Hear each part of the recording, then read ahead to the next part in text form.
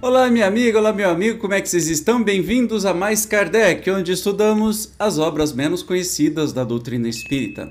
Especificamente estudando Viagem Espírita em 1862, estamos na parte de instruções particulares, onde Kardec dá os conselhos aí e quebra tudo em poucas palavras, né?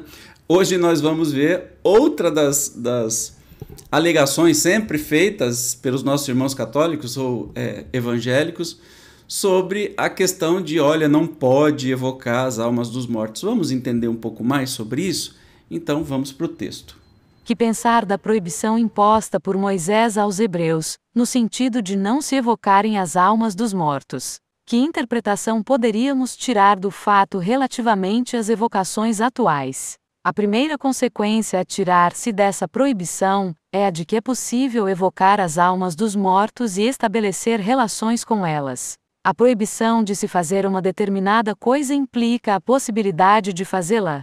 Por exemplo, será necessário decretar-se uma lei proibindo a subida à lua. É realmente curioso ver-se os inimigos do espiritismo reivindicar ao passado que julgam servir-lhes e repudiarem esse mesmo passado todas as vezes em que ele não lhes convém. Se invocam a legislação de Moisés para esta circunstância, porque não reclamam a sua aplicação de modo integral. Duvido, entretanto, que algum entre eles esteja tentado a fazer reviver o código mosaico, sobretudo o penal, draconiano, tão pródigo em penas de morte. Dar-se-á então que, ao entender deles, Moisés procedeu corretamente em certas circunstâncias e erradamente, em outras? Mas nesse caso, porque estaria certo? No que concerne às evocações, é que, dizem, Moisés fez leis apropriadas ao seu tempo, e ao povo ignorante e indócil que conduzia. Mas essas leis, salutares naquele tempo, já não se enquadram aos nossos costumes e à nossa cultura. Ora, é precisamente isso que dizemos em relação à proibição de evocar os espíritos. Entretanto, o fato, em sua época, é justificável, como podemos verificar. Ele é matador, né? Então, em primeiro lugar, se Moisés proibiu naquela época de se invocar os mortos, é porque era possível fazer isso, certo? Então, nós estamos colocando aí a responsabilidade de Moisés, que ele está dizendo que é possível evocar os mortos. Beleza. Outra coisa, quer dizer que tudo que Moisés mandou tem que fazer? Nossa, tem coisas horrorosas. E eram numa época que não tinham leis, a justiça, como a gente entende hoje, as leis que sejam cumpridas. Então, o líder, né, o seu líder, faziam essas leis e tinha muita coisa prática também. Como no caso, não comer carne de porco, se eu não me engano, porque tinha pestes e quem comia ficava doente, enfim, naquela época era necessário fazer isso por uma questão de saúde pública, né? E outras coisas, e também condenações de morte para muitos outros fatos. Então, alto lá. Se você acha que algumas coisas que Moisés falou hoje não se aplica, por que você acha que esse negócio de evocar mortos, proibição de evocar mortos, se aplica, né?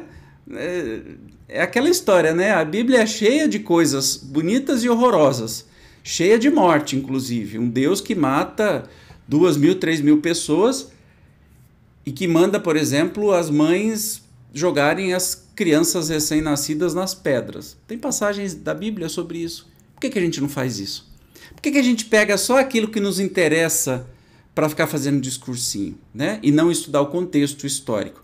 Agora, o Kardec nos mostra historicamente por que Moisés proibia aquela época dessa evocação. Vamos ver que não é bem assim. Dá uma olhada.